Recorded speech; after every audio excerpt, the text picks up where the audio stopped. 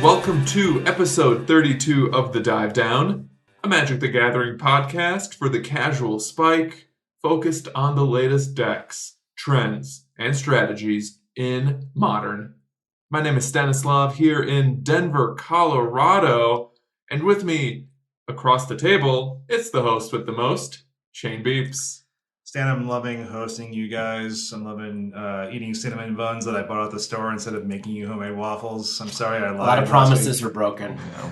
I mean, I want to be the host, but I also don't want to spend an hour and a half cleaning up the kitchen. I'm still annoyed that I didn't get to drive around in your Miata. I did make 2 pots of Chemex coffee this morning, though, so. That is a Herculean task, as we know. Also with us, directly to my right, it's the Mar dude, Dave Harburger. I'm so tired, you guys. Yeah? I'm exhausted. You actually got sleep here. I know. I got up later than I do with the kids at home, but playing Magic just wears you out. Yeah, I don't know how people grind GPs. It's something I'm sure we'll talk about later, but man. After 3 games of Magic, I want to take a nap or cool, video game time right now, right? Last but not least to my left, it's the man who kept the dream alive, Zach Colhan. I came to GP Denver a boy, but now I leave a man. Well, On this week's episode, the Haha Boys are recording together from the same room, in the same house, in the same municipality. Yes. 1 zip code. So forgive the audio quality. We know it's not what we usually shoot for this week, but we're sitting around the same microphone, so forgive any lack of professionalism that you come to expect from us.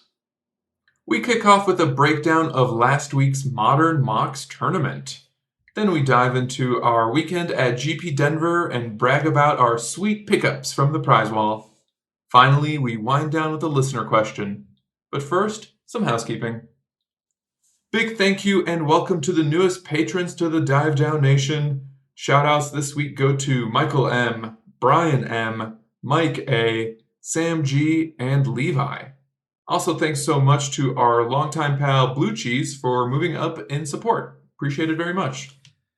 Yeah, I cannot believe we have hit the bonus episode stretch goal. I honestly thought it would take much longer. I wasn't even going to bring it up today. No, I left it out of the notes. You didn't want people to actually know? I mean, It's going to be a bunch of stand-up from me and Stan, mostly. Just some outtakes we're working on. Workshopping, really. Yeah, it's your type 5 on strategy. Exactly.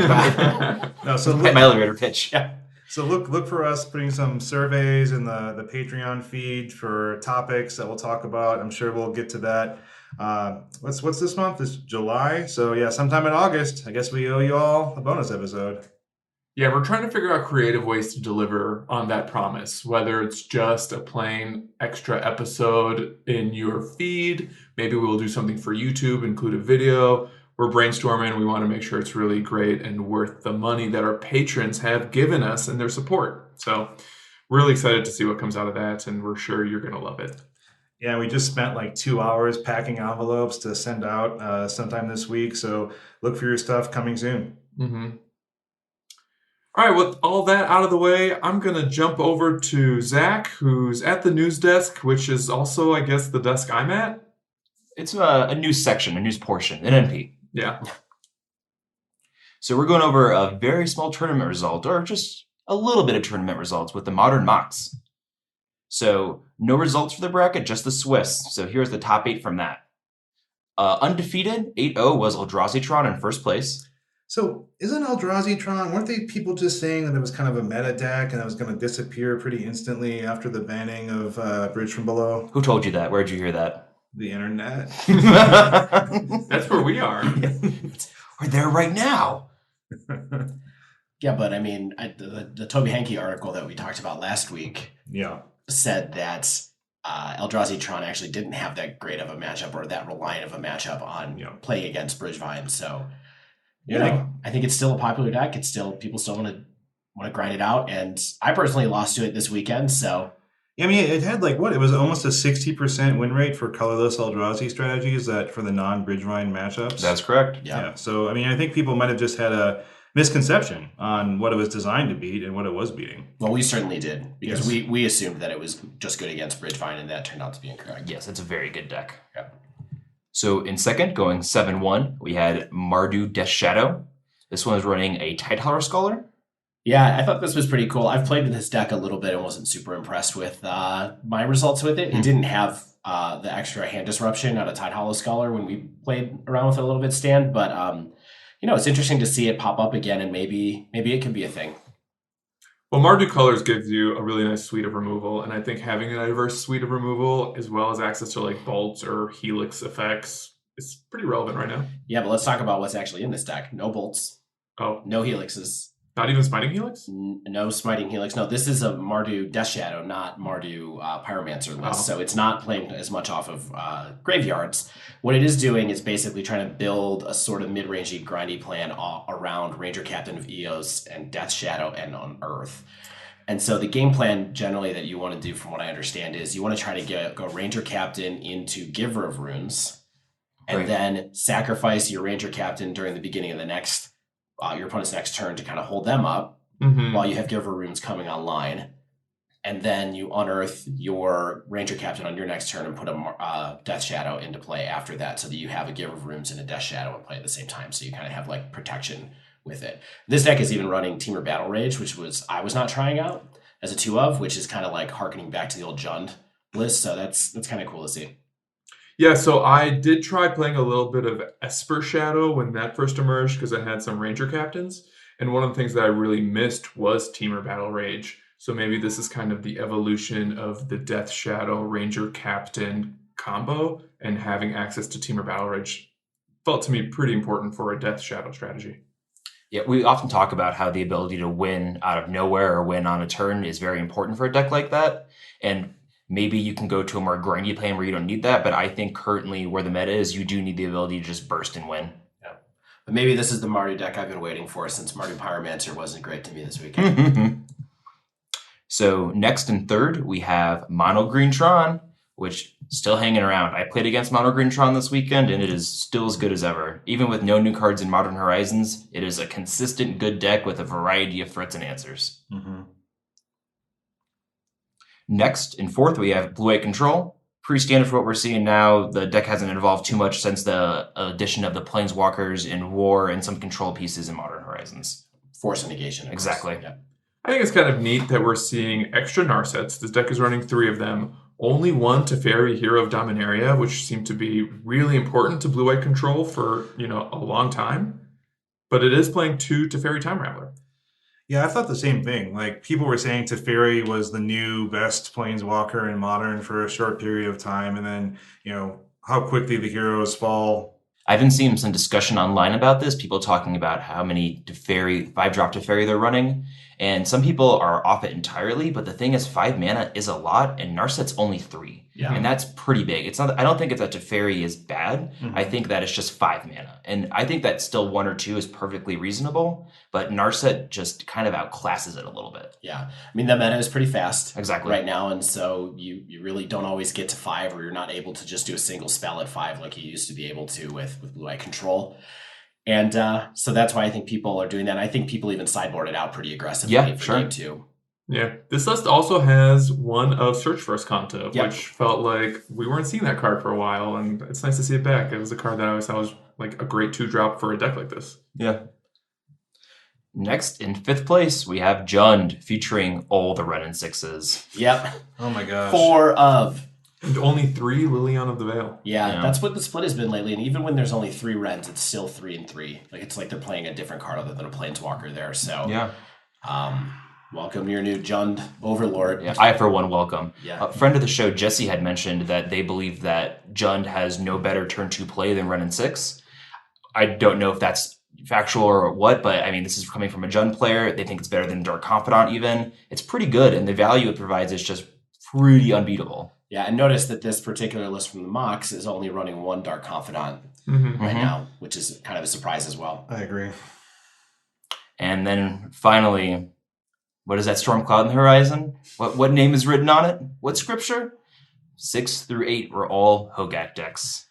Yeah. And all different Hogaak decks checking in at 7 and 1, which is kind of interesting. So we have Mati's on like the dredge list I essentially run. This is what Sodek ran the other week. It's the exact same 75 down to the the sideboard. So I tested something similar this week. I only changed a few sideboard cards, and so I'll have a little bit to say about that in our conversation later. Yeah, but this one is only run. This is really just Dredge with one Hogaak. Just Dredge with a Hogaak. So is it fair to call it a Hogaak deck if it only has a single Hogaak? Yeah, I think when I put this in the notes, I misread it quickly, but this one is just Dredge plus one Hogaak. The next two decks are Hogaak builds that are trying to adapt to this new Bridge from Below list world. The first one, run by player You Mad Bro. You Mad Bro? I am now. I would be if someone was still playing Hogaak. Yeah. That has Crypt Breaker and has Satyr Wayfinder and has Claim Fame in it. We'll talk a little bit more about this deck in a moment as far as what happened in the Modern Challenge yesterday that we heard about over Twitter, but it's able to run a little bit more kind of interaction in the main deck and definitely in the sideboard than maybe the Bridgeline deck was able to with all the combo pieces. And then the last deck that came in 8th was a very similar list where it's Hogaak plus Dark Blast plus Stinkweed Imp and Crypt Breaker. So people are trying lots of different things. They're trying some Dredge creatures in it. They're trying Hogaak in Dredge, and they're also trying Crypt Breaker in some numbers to kind of provide a card advantage engine. So it's safe to say that in sixth place was a Dredge deck featuring Hogaak, while 7th and 8th were Hogaak-centric decks. I think that's fair. Okay. So we can talk a little bit about what happened with the Modern Challenge as well. There were some rumors, some dark rumblings going around on Twitter. Yeah, we didn't really have excellent data. All we had were some of the accounts that the players, specifically Canister, had after winning. Yeah, we were at the GP yesterday, of course, so we weren't watching the stream, or if anybody was, not the stream, but if anybody was streaming the challenge, didn't see a lot of chat on Twitter other than Canister talking about the fact that he managed to go 12-0. I'm sorry, is that 12-0? 12-0. They run 12 rounds in this thing? So it's 9 rounds plus a top 8, I think, is what the Modern Challenges are. That is a lot of Magic. It's a GP. Yeah. It's in a single day. A single basically. day, yeah. Yeah. So sit down, buckle up for 12 rounds of online Magic. Well, you are working from home, so you could do it in your underwear. Yeah. Hope you like your desk chair. Hope you're sponsored by a gaming chair company. Yeah. I'm sponsored by Gaming Chair Company. Gaming chair company, get at us. So it's interesting because this is a lot like the build that we talked about a moment ago that had 4 Satyr Wayfinder, and that seems to be the new engine that at least Canister has settled on to help get additional cards in the graveyard and kind of support Stitcher Supplier with kind of copies. I guess you could call them copies 6 through 8 of Stitcher Supplier in some ways, right? I mean, Wayfinder has the additional benefit, I believe, of being able to let you grab a land. And it's a 2-1, correct? Yeah. No, it's a 1-1. Bummer. Yeah. So you can't really attack with it still. I mean, you can. It's better than maybe attacking in with a Hedron Crab or something, which some of the other builds are doing too, to kind of mill stuff in over and over again. But there's a lot of interesting stuff in here. We talked a minute ago about how one of the decks was running Claim Fame as a one-of, which seems like a pretty cool card actually to be able to get different utility cards back, but probably mostly get back a Stitcher Supplier, run it back out, and then you have that Fame in the graveyard to be able to haste a Hogaak, I assume, once you actually finally get to cast one. Right, and so also it gives you a creature to convoke with Hogaak, because you do need the creature, so if you only have one on the board, you can get one out, and then you have the ability to bring out your Necropolis. Yep. So still a lot of innovation and kind of building going on here. I think there's other things that will continue to evolve with this particular deck. But it is definitely here to stay. It's getting plenty of results still. So just so that if people aren't looking at these lists right now, to me it seems like the common theme is just getting cards in your graveyard and casting green or black creatures to then convoke back your Hogaaks. Is that kind of the general plan? Yeah. For all of these, the consistent theme? Absolutely. And then it's, of course, all the other graveyard loops that you get to do with Bloodghast and Gravecrawler and Carrion Feeder and all that stuff. The particular list that Canister ran also has Golgari Thug. There's 3 of in it, so it has a Dredger. Dom Harvey was on camera yesterday in an interview in the SCG Team Series talking about a deck that he was running that has Stinkweed Imp and Golgari Thug in it to kind of dredge stuff out. So there's a lot of different people playing different builds here. I think the consensus is still trying to build around whether this is better than Dredge or not, or what advantages it has over Dredge or not. So we've talked about a few times if Dredge can maintain its own separate identity from Hogaak. Do you think Hogaak is just a permanent fixture in Dredge of some number now? I think that's a discussion we'll have later, and I think that it depends on what you define dredge as, right? Sure. Like, so is a 4 Hogaak deck with 4 stinkweed imp, like we see in this list, is that dredge? Is that a Hogaak deck? Is that just, the new dredge? Is that just a combination of the two? And like I think Dave mentioned just a minute ago, is that like things are currently in flux, and we'll see how things sort of settle out, or if it's just one of those decks that people can build in a variety of different ways and kind of play in different ways. Okay. Because there's just there's so many creatures that do things along this play pattern and support this engine that maybe it's kind of a personal preference or a consistency versus power type thing. Sure. But it's sort of like one more new super deck, right? Graveyard creature aggro. Where on the continuum are you for that? And kind of like a new pillar of the format, not new, but expanded pillar of the format, kind of like the way that we think about Aether Vial decks. Sure. Sometimes we're like, there's a whole constellation of Aether Vial decks right here. Who else is happy that they were able to buy some discounted Leyline of the Void in the last week or two? Yeah, definitely. Like, it seems like those cards are just going to remain relevant. Yeah, sure. All Graveyard hate cards, for that matter. I mean, Tormod's Crypt is what, $2.50 right now? Yeah, I got 3 for $1.50 each for a common. Gross. It's an uncommon. Oh, okay. My apologies. Check yourself. Yeah. It was also in like 3 commander decks though, which I don't even know if that's a real rarity. Commander uncommon? Yeah. So anyway, I think that was kind of what we had to talk about in the breakdown this week, just aside from all of the many anecdotal pieces of personal experience we're about to all enjoy in the wind down. So yeah, we usually record on Mondays when we have more of the weekend MTGO data available to us, but because of our travel schedule, we're recording this on Sunday morning. So some of the data that may be available, come Monday or Tuesday is just not known to us yet. We wanted to give you this chemistry live. Yeah.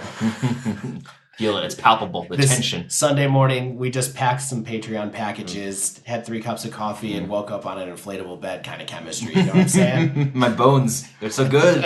It is pretty wild to have this in the same room. I'm enjoying it. I mean, the video conferencing is just not the same. Totally. Also, your cat seems to be way more well-behaved now that we're all together talking. He sleeps all day. So, this is the perfect time window to do this. That's right. We live in fear of him, constantly in fear of Darby. Your cat is also apparently up all night, wandering around meowing because we had some middle of the night encounters, me and Derby. Oh, yeah. Listeners, I swear this is true. I was sleeping in a room with a closed door, and Shane's cat opened the door to my room and it was closed. Meaning turned the handle. Turned the handle with his paws. He's a long boy, so he can reach. We saw him do it. All right, that wraps up this week's Cat Talk segment. Let's take a really quick break. And when we return, we're going to dive into Denver GP madness. The Dive Down Boys take it down. Sort of. Stay with us.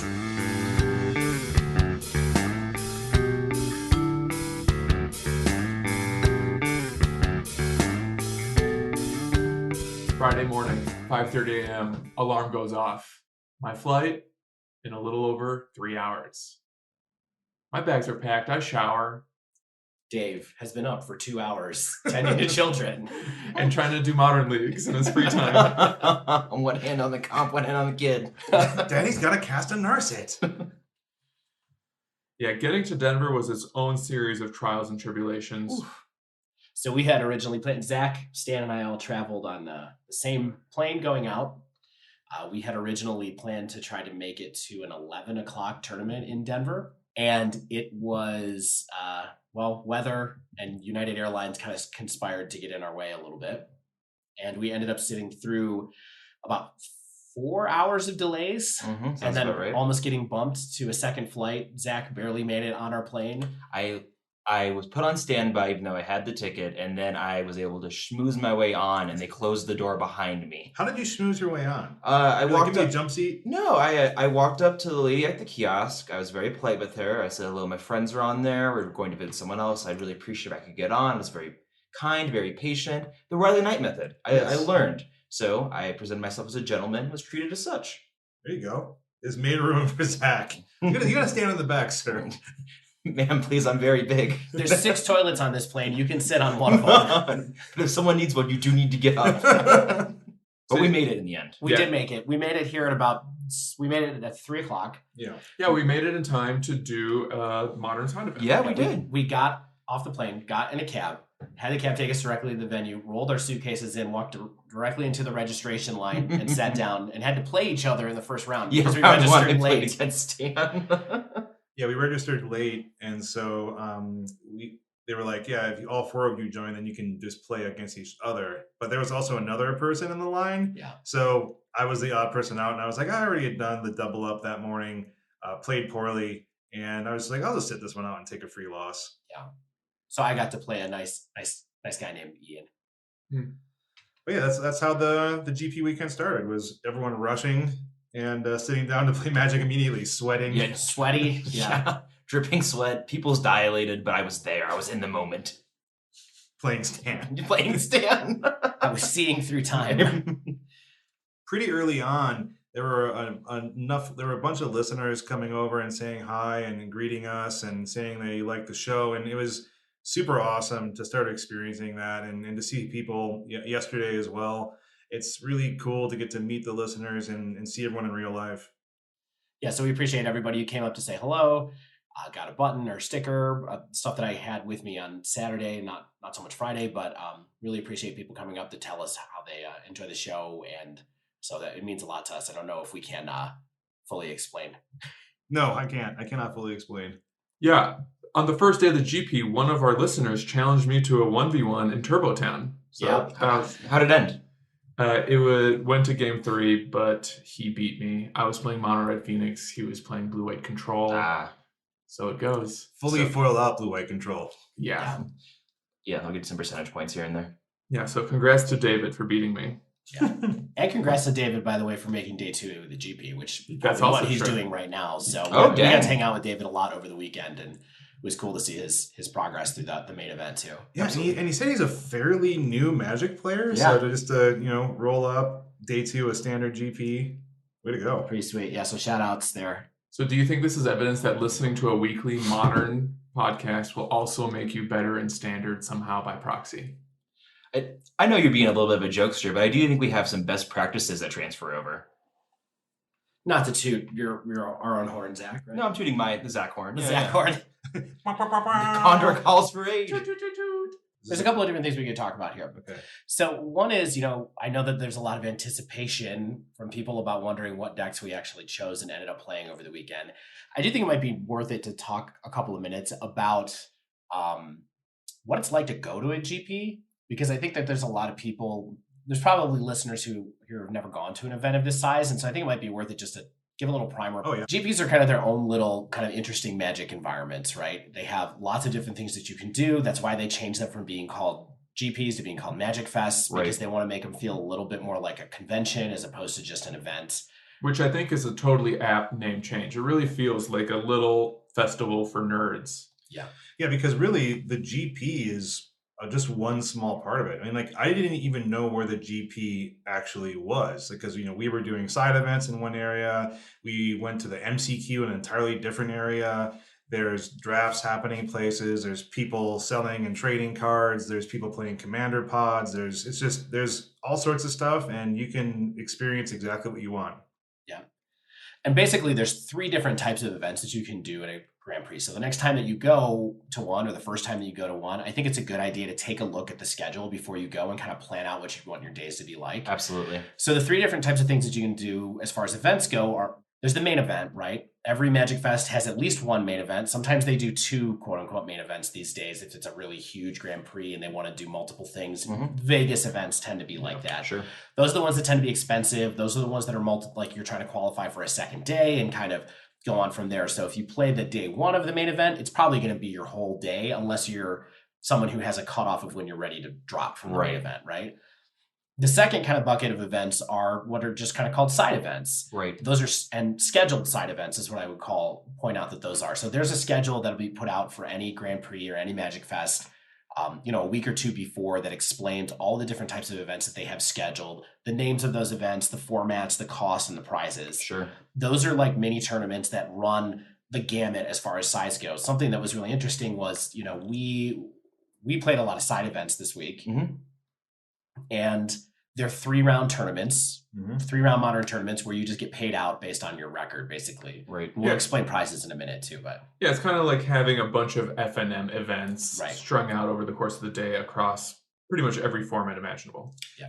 But the number of rounds is not defined on the number of players. There's always 3 rounds to keep them on schedule. Right. Yeah, and usually events like this have a pretty unique unto themselves meta. It's only 3 rounds, so I find, this is anecdotal, but I find that people tend to play more off-the-wall aggro decks as opposed to maybe more established combo or control decks.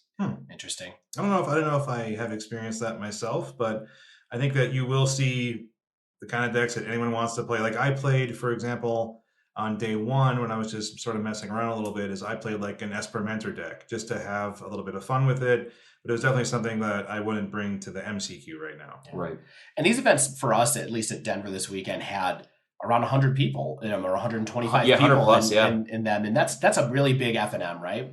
And it's also, it turns out that the MCQ, which is one of these scheduled events as well, typically Magic Fests have a lot of scheduled MCQs, at least one every day of different formats. That also had 150 people this time.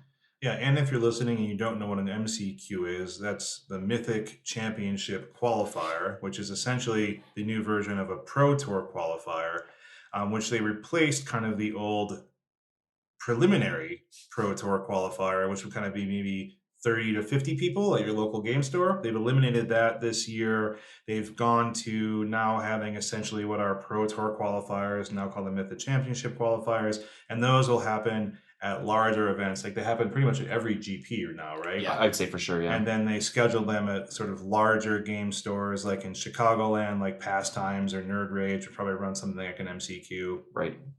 You need a lot of space. Yes. So the scheduled events are kind of a big component, and so you should look in advance for what you want to do.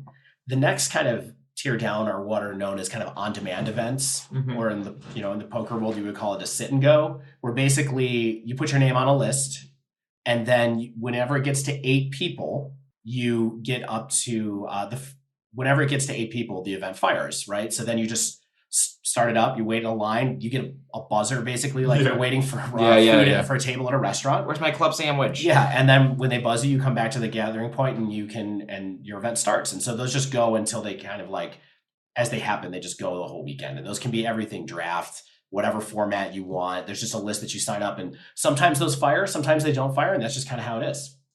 So on-demand events are really fun.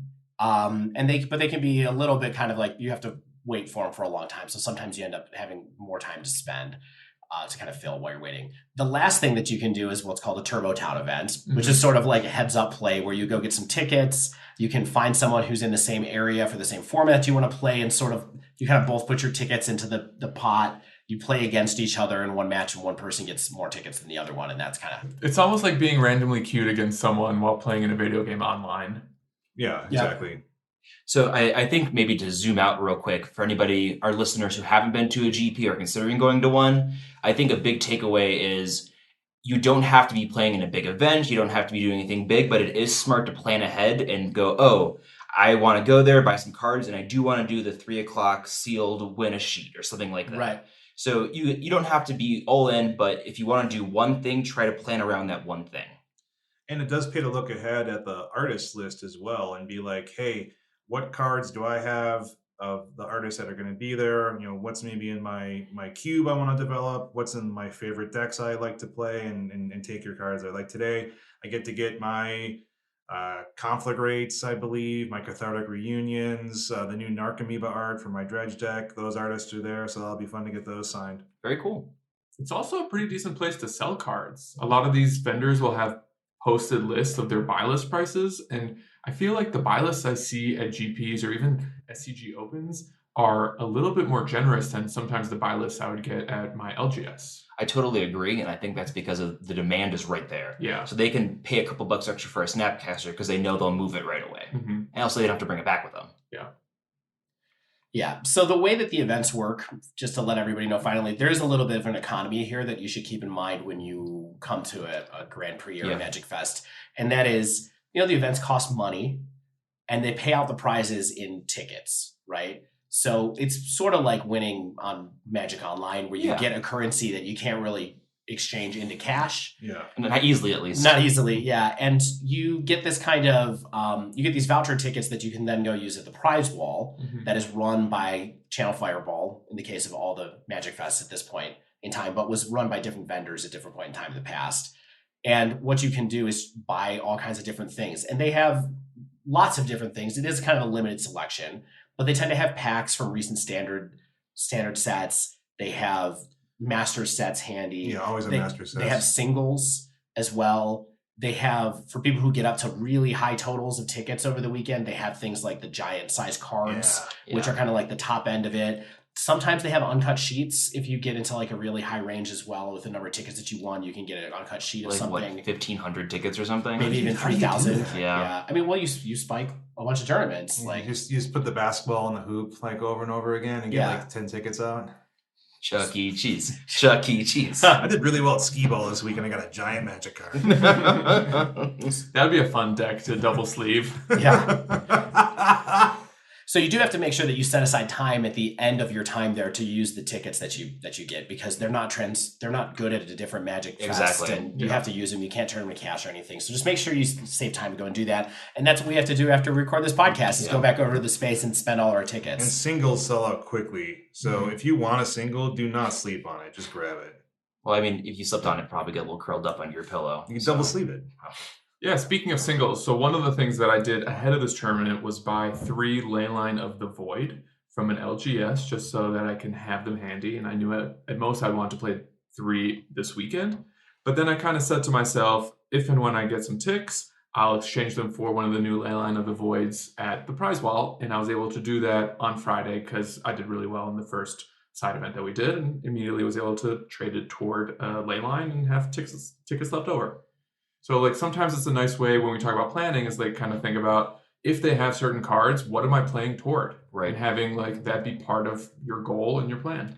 Yeah, to relate to what I said earlier, I think the biggest thing for a GP to have a good time is to plan and coordinate and not to just wing it. Yeah. And I don't know if this is the best place to discuss it, but I feel like you kind of have to go in with the understanding that the EV necessarily isn't amazing. Like the amount of money you're spending to play converted into how many tickets you get might sometimes equal out like you're paying more for a card than you would if you were to just buy a card in cash. But I think the experience of playing and the environment that you're in is also a big part of it as well.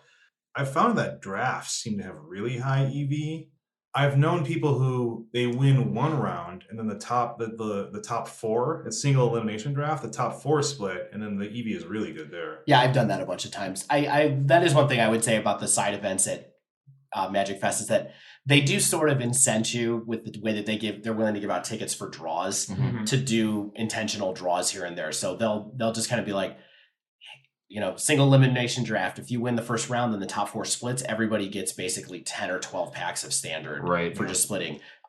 In Modern, in the Modern side events that we did, if you won your first 2 rounds and decided to drop, they would count it as a draw and they would give you like kind of halfway between 2 wins and 3 wins. And so it's just kind of like you get to just play 2 rounds, you get tickets, you get to move on to the next event. So they do kind of incent like moving through a lot of events with people, which makes sense. They're selling tickets to events. Right. But and usually the single elimination draft are on demand. So like if you like draft, if you just want to get a bunch of cards from the latest draft set, you can just keep rolling through those on-demand drafts, win a round, try to split with the other top 4 people and move on your ways and just keep grinding them. So what kind of events did we play this weekend? I only played Modern. So we all only played Modern. Yeah, I did the double up on Friday morning before the other 3 co-hosts arrived because they were supposed to arrive for that, but the aforementioned plane delay caused an issue. So I did the double up, which essentially means you pay twice as much and you win twice as much. Can I say one of my biggest heartbreaks of this weekend was missing that double up because one of the perks you get for playing in some events are promo cards. And the promos for GPs this season include full art lightning bolts. Beautiful. And I already had 2 from a previous GP I went to, and I was counting on getting 2 this weekend. But the double up on Friday morning, which was supposed to get me number 3, I had to miss, and I ended up only picking up a 3rd one. So I still need 1 more full art lightning bolt to complete my play set and be a real Modern player. I mean, you'll probably get one today with your prize ticks, right? I don't think they have them at the prize wall. They don't have them at the prize wall, but you can find somebody to trade you. And Yeah. some dealers have them for sale too. I actually traded some of our listeners for promos, as it turned out yesterday, and now I have a place You traded in our listeners for promos? with our listeners. We need the downloads. They had bounties on their head, and they turned them in. How many promo bolts can I get for this one, partner? Yeah, this cattle rustler. We also played in an MCQ. So basically, we played in modern side events that were scheduled and the MCQ on Saturday night. We sure did. And so that's what we're going to talk about now. Yeah. So do you want to just talk about the main event for us, the MCQ? Yeah, I think so. I think we should talk about the decks we decided to play for the weekend. Let's talk about that a little bit. Did we all play the same decks all weekend? Oh, we could list them. Yeah. What we did. Well, I didn't play the exact same deck all weekend long. But I basically rotated between 3 decks around the weekend. Yeah, so Stan, you go first then. Yeah, so I came on Friday with Mono Red Phoenix put together with the plan of just running that throughout the day because it's fast, it's aggressive, it doesn't necessarily require a lot of thinking, so I was able to just kind of get through it. Because I knew after a travel day, I didn't want to have to make my toughest decisions of the weekend. And I did pretty well with Mono Red Phoenix going into it. It was a nice way to kind of warm up my Magic mind. And then on Saturday, I played Skelemental in a morning side event, in a 3-round side event. Did not do very well with it. And one of the things I decided was, depending on how I do with Skelemental on Saturday morning, that would determine whether I play it in the MCQ or if I go to the Old Faithful Is It Phoenix, which has kind of been my tournament deck for the majority of this year. Long story short, I went 1 and 2 with Skelemental and ended up playing Is It Phoenix in the MCQ. So I also went into Friday planning to play Mono Red Phoenix. I did bring Mono Red Phoenix, Maru Pyromancer, and Blue White Control with me, but I managed to get some side games in with all the decks and kind of decided that I just wanted to start with Mono Red Phoenix and see how it went. I went 2-0-1 in the Friday afternoon event. It was kind of like, all right, I think I feel pretty good about this. It felt pretty powerful. And just decided that that's what I was going to play all day Saturday. And so that's what I played all day Saturday. And we'll talk a little bit more about how that went after this. On Friday, I played Mono Red Prison and got absolutely obliterated, going 0-3. Round 1 against Stan, just didn't get there, a little fast. And then 2 and 3, I played Elves and Slivers, which are, and I lost to end the battlefield effects that break through the prison. But I didn't really misplay that much, and it just felt like really interesting matchups. So I stuck with Mono Red Prison the rest of the weekend. Yeah, so I ran through a number of side events this weekend. So I started with Mono Red Phoenix just to test it out again, have some fun with it on Friday morning. Friday afternoon, I played a couple of rounds with the Esper Mentor / Esper Spells deck. And then for the MCQ and for a Saturday morning event rather, I chose Dredge, like I mentioned last week. Hogaak Dredge. Yeah, I did run a single Hogaak just to test it. I basically cribbed the main deck from Sodek and tweaked the sideboard a very small amount, which I'll talk about when we get to the MCQ. So let's talk about the size of the MCQ. There was maybe like 150, 175 people there? Yeah, good turnout. Yeah. I was expecting more. Yeah. I was expecting between 200 and 250. Okay. Yeah. Yeah, and which meant it went for 6 rounds of Swiss on Saturday. That started at 3 p.m. Yeah, so I was surprised it started that late, but they are having the top 8 this morning. So that's how that worked, at least at this MCQ. And spoiler alert, none of us made the top 8 because we're here recording this podcast instead of being at the top 8. Shocking, I know. But a special tease, some of us got closer than others. The dream was alive for a good portion of the afternoon.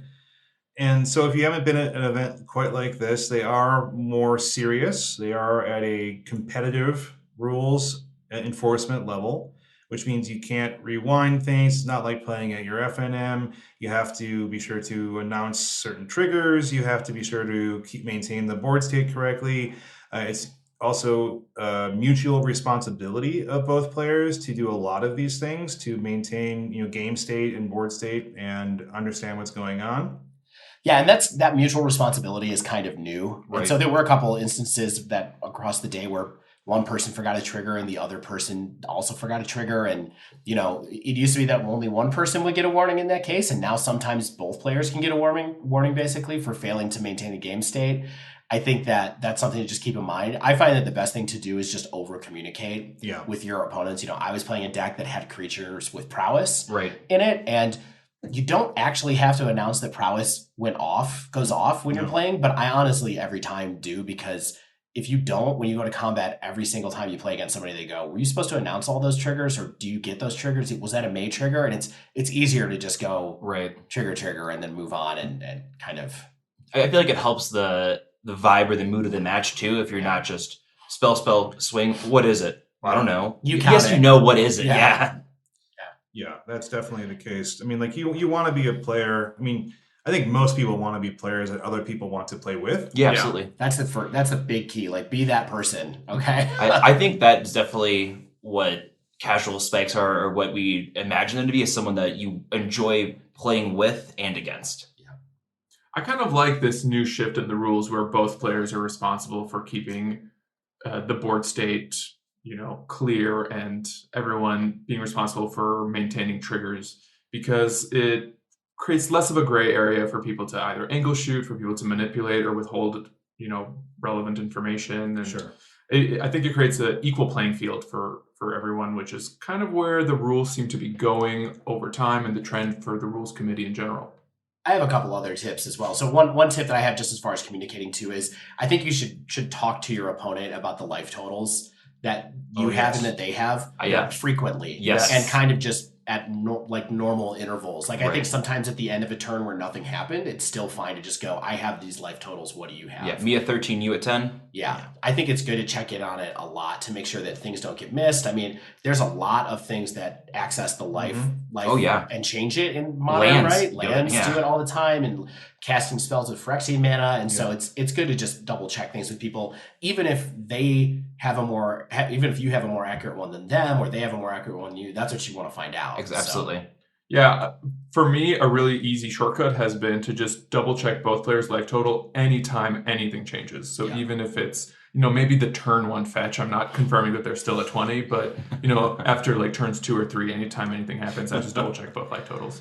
Yeah, one thing that happened to me this weekend was, when someone casts a surgical extraction and you're so busy worrying about making sure that, you get the card out of your graveyard, you show your hand, you hand them your deck, then you don't remember to write down their 2 life loss, like Dave mentioned, Phyrexian mana spells. So, then the next time I'm like, oh, I have you still at 18. They're like, no, I'm at 16. I cast that, that Phyrexian mana spell. I'm like, oh, okay, thanks. So just both people definitely have to maintain that in competitive rules enforcement, but that's something that I think that you probably want to just integrate into your regular gameplay. Yeah.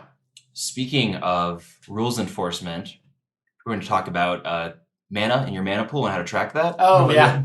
So are you about to come out and say that I was so wrong? I'm about to say that I was right, and that's all we need to talk about. Yeah. So they mentioned how you can't use dice anymore, but the reason for that was because it can be knocked over and the numbers could change. You can use glass beads, and that means you can use candy or berries as well. So prepare for some jelly beans in your next MCQ, boys. You've been really banging that drum the last couple weeks. It makes me feel good about myself. I want jelly beans. I will say, no one I played against, myself included, really was up on that rule change. Like, people were still using dice. I was using a lot of shorthand with my Manamorphose. I mean, I was playing a deck with Manamorphose, but all I ever said was red. Right. So it sort of doesn't matter as much. I did play against someone on Ceramos, and we did use paper to keep track of storm count, which was, I think, kind of important as well. Right. I put it in my head Manamorphose, so I ripped 2 pieces of paper off my life pad and gave it to him. Yeah. Yeah, it was complicated. I played an Amulet Titan player, and there's a lot of floating mana there, and that was complex. So we did use paper for that. I could tell that for that player, it was something new for him, and I don't think he particularly enjoyed it. But it's just, I think, necessary, because if you just have stuff literally floating over the table in everyone's collective memories, you're going to forget stuff and mistake stuff. Oh, absolutely, and it's a lot easier to take something off the table than to take a dice. And I get the clarity. The dice were neat, especially when people had like a little card that would say blue mana or red mana. That was fun, but I think this is just less mistakes will be made this way. Yeah. Yeah. So the judges will make things clear before these types of events. Absolutely. They're very communicative. There's usually multiple judges there. There's table judges. I don't know if that's the official name, but you can just hold your hand up and shout judge if you ever have any question or confusion or anything happened during the game that you think was a little bit weird. Feel free to call a judge. I think we've mentioned this in the past, but judges are there to solve miscommunications and solve questions and answer your questions. So you're not accusing someone of cheating. You're not accusing someone of being a bad player, of doing something incorrect. You're just making sure that everything happens the way it should. And both players should want that. Absolutely. And then if you want to appeal, they make it very clear you can appeal to the head judge. And they usually are a more experienced judge, and their decisions will be considered final. And so the judges are there to help, and don't forget that. Great. So do we want to talk about how we did in the MCQ? Let's start from worst to best. So I'll go last. Yeah. Great foreshadowing. I'm gonna start because it's been weighing on me, and I need you guys to help me out, make me feel positive. A little shoulder rub. Yeah, just make me feel good again. I'm just gonna get up from the table right here and go around and rub Shane's shoulders. Okay. Essential oils. Oh man. Yeah. So it's okay, buddy. So I decided to run Dredge out this weekend. So I played a total of 8 rounds between the 3-round event on Saturday morning, and I played 5 rounds of the MCQ of the 6. So that gives away that I dropped after round 5. I went 1-7 on the day. Is that correct? That's correct. 1-7. Yeah. So I won a single round, and a single game. No, single round. Yeah. And so, just man, I don't think Dredge is bad. I don't think that I played particularly poorly or better or any differently than I normally play Dredge. I have some experience with it. It felt like Dredge games, but it ran cold. Like Dredge is a deck where you don't always have a ton of agency. I mean, there's decisions to make. We've talked about this in the past, but a lot of it is what happens when you're turning cards from the top of your deck in your graveyard. Cathartic Reunion bricked early. I mulled a ton. Just a ton. And they were smart mulls. I think, when you're playing a deck like Tron and you're playing a deck like Dredge that has an engine that needs to function with a certain type of cards, you got to mull to them. And sometimes even when you go to 4, you're not going to get there. Or that turn 2 Cathartic Reunion that you have a single Dredger with on your 4 just bricks. And so you just have nothing going. Saw a lot of hate. And I even saw main deck hate. I saw people still have some main deck surgical extractions, and what they told me was, yeah, I just haven't changed it since Hogaak got banned. And I'm like, well, great. I'm feeling the repercussions of this. And Shane, this is unfortunate because last week in our conversation, we were talking about maybe we can capitalize on people taking some of that graveyard hate out because Hogaak is gone, and maybe there's been a collective sigh of relief. Yeah. But I don't think any of us really saw that happen. I don't think there's been a sigh of relief at all. I think everyone is still holding their breath clenched. Well, look at the MOCS. Right, yeah. There was still 3 Hogaak decks in there, or Dredge and 2. They banned Bridge from below, but clearly the deck is still putting up results. They did not ban graveyards. Graveyards, though, no longer legal. Still a zone of play. Yeah, so it was rough. Like an example of just how rough it was for me this weekend, I've told this story to these guys once or twice because this is my only bad beat story I'm going to do in this podcast. So I was playing versus Hollow One. Yeah.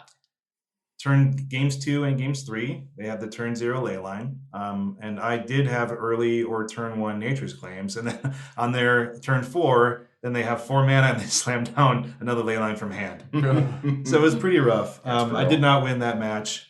And that's just what you see. You see hate, and unless you're prepared to beat hate or make them not have it or hope they don't have it, knock it out of their hand, maybe. Yeah, then you're not going to win with Dredge typically.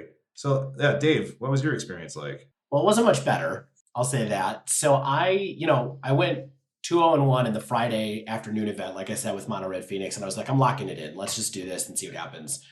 But the next day, I went and played in the 11 o'clock, like as a warm-up tournament, and went 0-3 with Mono Red Phoenix. And didn't really think about changing decks at all. I was kind of like locked in. I'm getting reps. I was like, I'm just going to do this. I lost in that tournament to Mono Green Tron.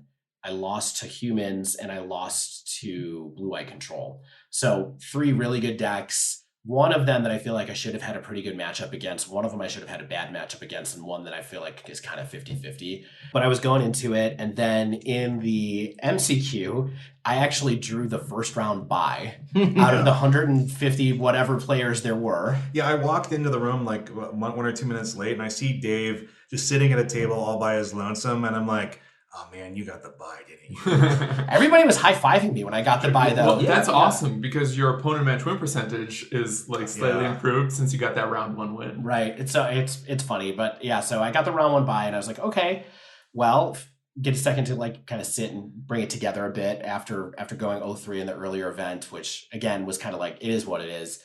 But then I lost to Sramos. I lost to Eldrazi Tron. I beat Boggles, and then I lost to Mono Green Phoenix. So, or Mono Green Phoenix, Mono Green Tron. That's a new deck. Yeah, check it out, Mono Green Phoenix. And then I dropped at 2-3, essentially. I was like, I don't really want to try and play this last round. I was feeling a little bit burned out, because essentially I had gone 1-6 on Saturday with Mono Red Phoenix. And so my record for the whole weekend was 3-6 with the deck, which is like, So here's a bit what I learned about it. And Stan and I actually got to talk about it a lot in between rounds, which is one of the things that, like I talked about last week, I wanted to play a deck that somebody else in the group had experience playing or was going to play, so that I could just chat with people, with someone who had a lot of reps with it too. And, you know, I still think it's a good deck. I think that what I kind of found was a couple of things is like a lot of sort of regular burn problems just happened to me. Like I just ran out of gas. Like a couple of times, I just top decked 2 lands in a row. I basically won. So I think of the 6 rounds that I lost, I think I won game 1 in 5 of those rounds, like decisively. I had a lot of turn 3 kills, especially in game 1 against decks that were either sort of not prepared or kind of mulled badly against a burn deck and didn't realize what they were facing. And so the deck is really powerful. I also had a bunch of kind of game 2s and game 3s where I got people down to somewhere between 2 and 4 life on turn 3. So the deck was working. It was just I wasn't closing. Sure. And I think mostly what was happening was I was just kind of running out of cards or running out of lands or kind of breaking off of light up the stages and things like that. Yeah. The other thing that happened big time is that there are people out there who have very, very effective sideboard cards against Mono Red Phoenix in a couple of different forms. One is that Graveyard Hate is pretty good against Mono Red Phoenix. It's not great, but it's okay because it takes you off of late game Faithless Looting. It takes you off of being able to flashback a Flame Dart, which is pretty good. Finale of Promise. Finale. It takes out Finale of Promise. I literally didn't cast a Finale of Promise all weekend because I just sideboarded it out every game after game 1 every single time because people are bringing it in. And then the last thing is, of course, it takes you off of like a broken Phoenix plan, and you have to leave the Phoenixes in the deck because you have to play them. Right. Now, Stan and I talked a bunch of times about how with Mono Red Phoenix, you do tend to hardcast Phoenixes a lot more often than you do on Blue Red because it's kind of the top end of your curve as well. And so that's still good, but so Graveyard Hate is like marginally good against it. People always bring it in. So you and I, one of the deck changes we talked about ahead of this weekend was making your deck a little less vulnerable to Graveyard Hate. Yeah. Because we took out our Bedlam Revelers and replaced them with Seasoned Pyromancers. Yes. And I really like that change still. I had Bedlam Reveler on Friday night. I had Bedlam Reveler in the deck, and I had to take it out every time after game 1 because everybody brought in Graveyard Hate, whether it was Relic of Progenitus or Leyline of the Void or whatever. I always had to take it out. On Saturday, Spiral felt really good. There's a lot of cases where you don't get the extra value off of the tokens in Mono Red Phoenix, though, so it really is just kind of like draw more cards. Yeah. Sure. Yeah. But it was nice to know that I had 2 cards that I didn't have to take out every time. Mm-hmm.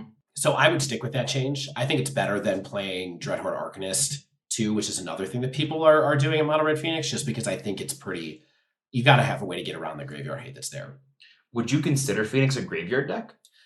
It's just kind of gets splash hate from it. Okay. Like it makes it harder to keep your engine going again because you can't cast Faithless Looting twice. Right. That's the main thing. And then there's a couple cards that cast out of it, like I said, like Flame Dart and things like that, where honestly Flame Dart is super important. Lava Dart. Thank you. I'm trying to remember it. Right. Lava Dart. Where you want to be able to sacrifice a mountain to get an extra point of damage and then get 2 more prowess triggers and swing in, basically. So it's a really important card in that deck, and it's one of the worst cards in some ways because you have to sideboard it out every time someone brings in Graveyard Ape. So I do have, there's a whole other area of sideboard cards that were much more effective against me, and that was basically anything that gains life. Right? So there's a ton of different cards out there that are so one thing that makes Phoenix is super explosive. You can kill somebody on the turn 3. You can almost kill somebody on turn 3 where they really can't recover on turn 4. And it happened a lot. I think I had at least 3 turn 3 kills, maybe more. I had at least double, more than that in like turn 4 kills that were good, or things that were very in the range, or if I had top decked a Lava Spike instead, I would have gotten them. But I had a bunch of decks where, for example, I played a humans deck that, of course, brought in Hogaak Champion against me, and I'm just dead to that card. In some ways, you can still almost outrun it because I managed to. So the game I had where they played a turn 2 Hogaak Champion, I had 2 turn 2 Phoenixes, and when I had that draw, I was like, okay, I'm going to play a Monastery Swiftspear on turn 1 and 2 turn 2 Phoenixes on turn 2. I don't know how I'm going to lose this game. Right. And they go Hogaak Champion. They go turn 2 Champion of the Parish or Hogaak Champion. Seems good. It was extremely good for them because it just they gained like 10 or 12 life off of it. And I still got them down to 5 at one point in time, or something in that range, where it was super duper close to be able to get there. Tron can bring in Thrag Tusk, which is a little bit of a problem. Blue-white is running timely reinforcements, and it has an extra one in the sideboard. So it's just kind of anything that has incidental life gain really can be problematic. Black decks will play Collected Brutality. Cobra's very good against that deck. I didn't play against any of those, but it is true. It's out there as well. It almost all 3 modes seem very relevant against Mono Red Phoenix. 100%. Yeah, it's basically burn, and it's good against burn, right? Yeah. And the last problem I had is that it's actually a more complicated deck to mulligan with than I think people think it is. And so the one thing I wanted to say was, Stan and I talked about this a lot again, that, I've had good results with Mono Red Phoenix online, and you've had good results in tournaments. But the one thing that Stan had to remind me with was we did some kind of like keep or mull discussions while we were going to get coffee or things like that in between rounds. And, Stan kind of reminded me that you really want to keep 2 types of hands. One is one that has a 1-drop prowess creature with spells that you can cast. Yeah, even if it's just 1 land in that hand, I think I would keep that. Right. And so that's because you're a really aggro deck and you need one of your threats to be there. It does make you super vulnerable to removal. But one thing that's interesting is that I didn't get punished at all for keeping hands like that all weekend. I didn't play against very many Lightning Bolt decks. I played against a lot of decks that were a little bit vulnerable to creatures or were trying to do their own aggro plan. So that aside, the other hand that you can keep is something where you're going to have Phoenixes coming to play on turn 2. 1 or 2 Phoenixes is fine, but that's the other plan you can keep. So if you think about the typical hands you get out of a deck like this, those are kind of 2 archetypes of hands. The one that leaves out that you have to mull, that you maybe feel like you don't want to, is a deck that's basically a good burn hand. So if you pull a hand that's like light up the stage, Lightning Bolt, Lava Spike, and 3 mountains, you're like, it's tempting. It's tempting because you feel like you can do stuff, you can draw extra cards, off of light up the stage and stuff like that. But it's just not aggressive enough to put you in the zone where you're going to be pressuring them on turn 3. You'd put that hand back? Yeah, you have to. Whoa. Yeah. Okay. So if you don't have a creature-based threat, essentially, or plan to get a creature-based threat in play, you have to put the hand back. Yeah, it's a little bit more of a creature deck than a burn deck, which makes me wonder, having never played Boros Burn or Naya Burn, was that true in that deck where you had to ship back a hand that didn't have like Goblin Guide or Swiftspear? So Shane and Zach have both played Burn a good amount. I wouldn't all the time, especially like a hand like that in Burn, I would keep because you have a higher density of spells. Right. Yeah, I guess you're not running any burn spells that just deal 1 damage. No. All of your spells deal 3, if not 4. Yeah, Searing Blaze will sometimes only deal 1 if you don't have a landfall trigger. Right. But it's 1 to a creature as well, so it's kind of 2 in that sense. Sure. But rarely is it just you rip out like a lava dart. It's like, well,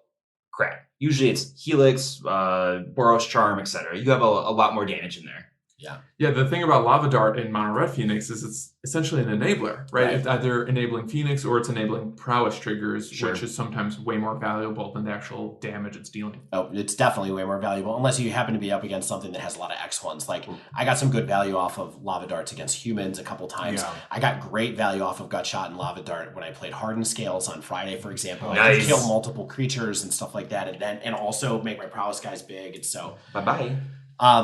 Yeah, I think it's good. So to get back to the question that you had about if I would change anything about the deck, I don't think I would change anything about the deck necessarily. I think the sideboard could be worked out a little bit more to figure out if there's some better threats to board in, or maybe there's some extra burn that I should bring in. Like, would this deck ever run Skullcrack? I don't know. Maybe like something to prevent people from gaining life could be a possibility if you feel like that's what's going on right now. A possibility. Possibility. Yeah, it's definitely a possibility. So I would still play the deck because I felt like I got so close so many times and just, again, maybe just ran bad on the top decks, which this is a deck that top decks. So you just kind of have to be okay with that. Yeah. But that was kind of how the weekend went for me. Yeah, in terms of the sideboard, some things I'd love to experiment with in Mono Red Phoenix is maybe Kozilek's Return as something to help against humans in particular, specifically Auriok Champion. Because it's colorless. Yeah. And Auriok Champion beats Anger of the Gods. It definitely does. And Kozilek's Return is an instant speed sweeper, which there aren't a ton of. So you can sometimes get a Hardened Scales player or someone like that when they're moving counters over. You can get them and all of a sudden they're left with nothing. Yeah. That's a little more fringe, but it does have its utility being instant speed. Also, what's good about Kozilek's Return is it only deals 2 damage, and also it provides a prowess trigger, unlike your Swift Spear. And so your Swift Spear doesn't die when you cast it, nor your Soulscar Mage, correct? Yeah, same deal. Yeah, so it's a great spell for that because it can wipe out your opponent's board of their low toughness creatures, but then the prowess trigger gets your creatures out of range. Yeah, and even if it maybe gets rid of some of your Phoenixes, unlike Anger, it doesn't exile them, so you could very likely still get a Phoenix back that turn. Yeah, exactly. Yeah, the other new card I might want to look into for sideboards is one we're definitely going to talk about later in more detail, but I'm just going to plant the seed. I wonder if Leyline of Combustion might belong in the sideboard as well.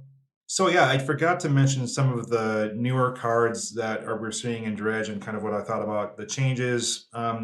So one of the changes was the addition of a Hogaak, and to support that, the deck had added a third Golgari Thug and the Hogaak, and to do that they shaved a 4th Prize Amalgam and the main deck Dark Blast.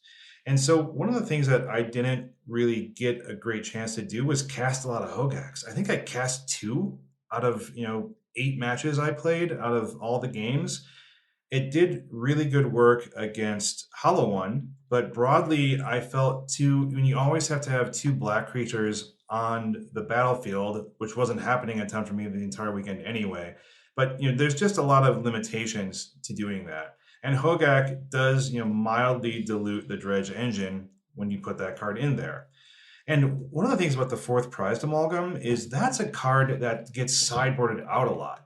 So, having 3 means that you don't kind of have that easy option to shave that card without kind of ruining your creature combat ability. And so I found that to be kind of a limitation because I was like, well, I'm always shaving that 4th Amalgam when I'm typically sideboarding, but not having that 4th means what do I take out now? One of the things that I also saw on the sideboard with Sodek's deck recently was a couple Thoughtseize, but and I really would have loved to have that, something that I had ran in the past to fight against combo decks, especially with Dredge is very weak to. I personally lost to Neoform combo and Amulet Titan. The Amulet Titan, I did somehow take a game and came within 2 life of taking the 3rd game, but Titan gets there way more often than not against Dredge, and I really would love that Thoughtseize tech. But the mana base now, especially with something like Blast Zone and Forgotten Cave, you just don't have enough turn 1 black sources or even turn 2 black sources for me to be very comfortable running Thoughtseize. But I really would like to because it's so weak against combo, and maybe that's something where Stain the Mind is sort of making a little bit of a comeback where you can convoke it and then peel those cards out of the deck without even having to see them. I played against an elf deck running Stain the Mind, and they took Karn twice, and it absolutely won the game both times. Yeah, I was sitting next to you during that 3-round side event, and I saw that happen. I was like, ooh, snap, that seems spicy. But I did love Forgotten Cave. It was super nice to have like a little bit of an engine where I was able to cast Life from the Loam, get it back out of the graveyard, and then instantly cycle it with a single red mana to dredge off just alone if it was in there, let alone something like a Stinkweed Imp or a Golgari Thug. So being able just to have that little Forgotten Cave engine was really slick, and I think it's a great addition to the deck.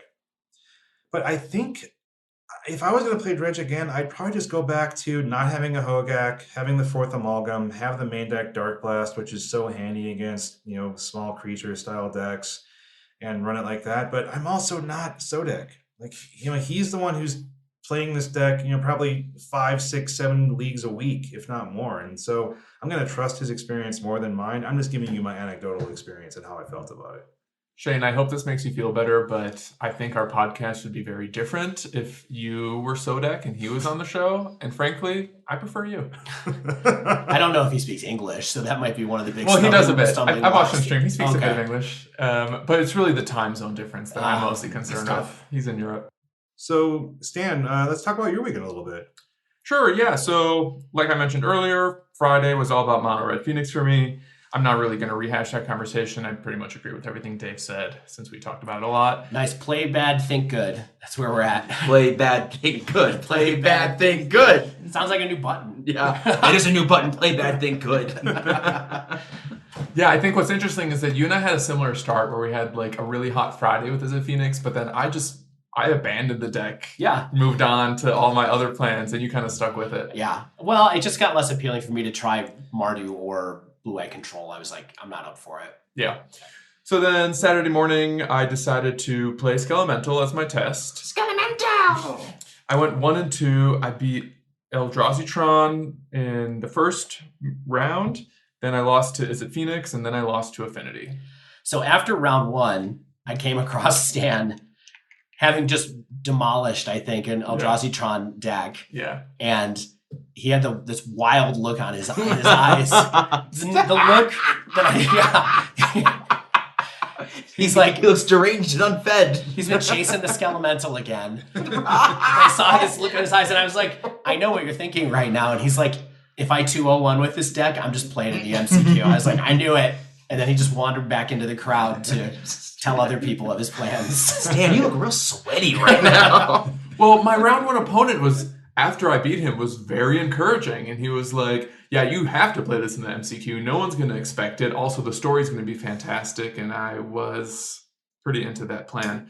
But then Izzet Phoenix killed me and Affinity killed me. And I basically realized that I have to stick to Old Faithful. I came to win. It's going to be my best chance. And certainly the deck I have the most experience with.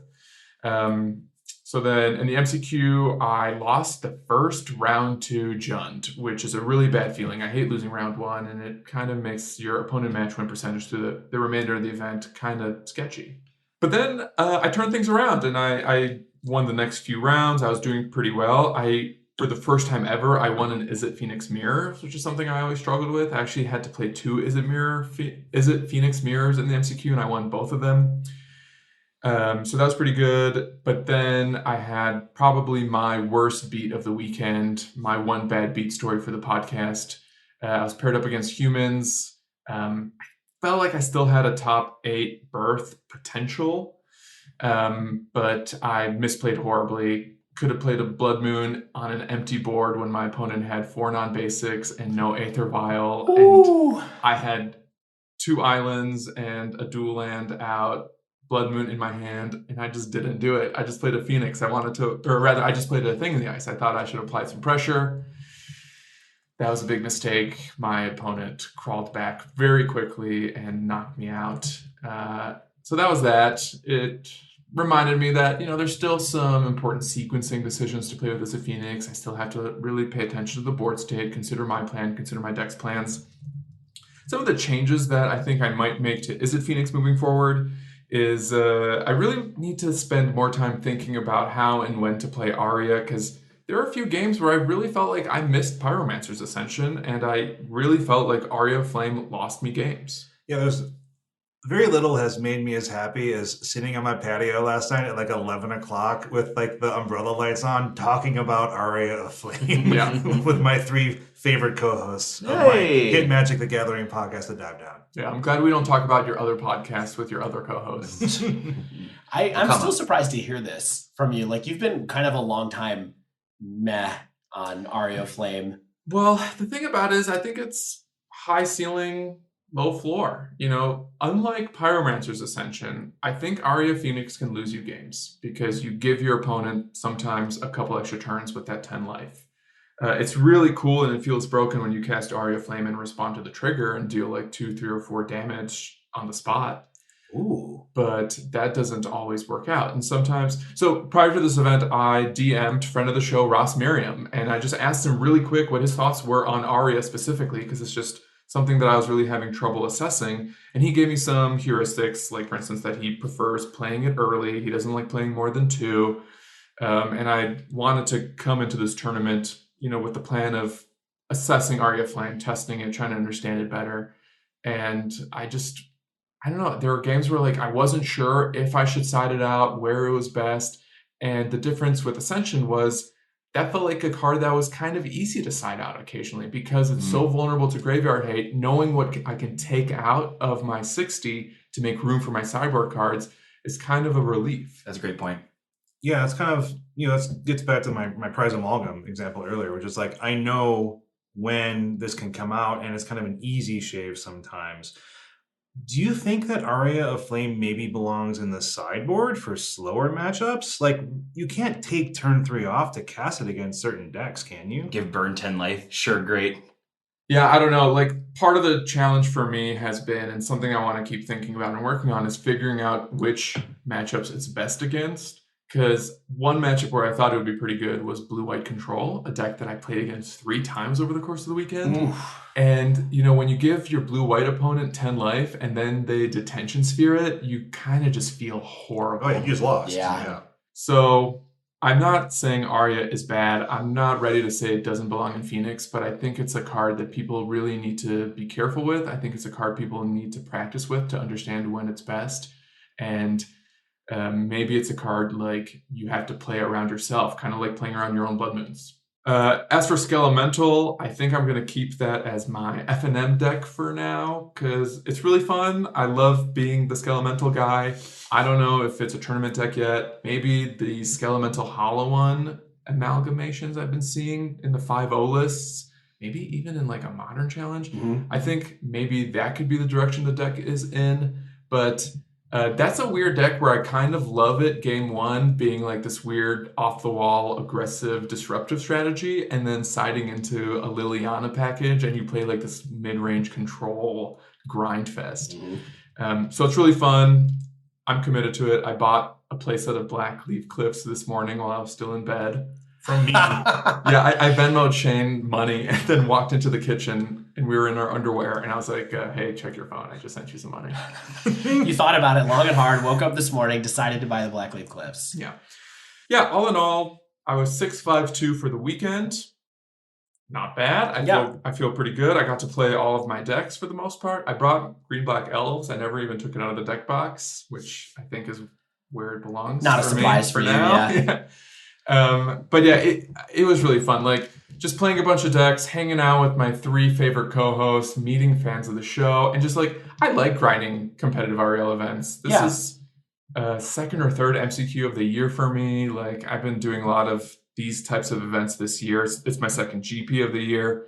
And just I have a little bit of mental practice, one of the things I don't think we've touched on yet is, doing these competitive REL events is so mentally draining that I think having experience doing them kind of gives you a little bit more stamina to do more of them. Absolutely. You need to build up your fortitude for something like this. Mm-hmm. You really need to bring snacks, bring beverages, water. I mean, when I say beverages, and just really be on top of it and be ready to sit there and grind. Yeah, I don't want to point any fingers across the table, but I kind of feel like I wouldn't have made that horrible Blood Moon misplay if I had these caffeinated Cliff Bars that were softly promised to me. But so it goes. Lessons learned. Buy your own Cliff Bars. End of line.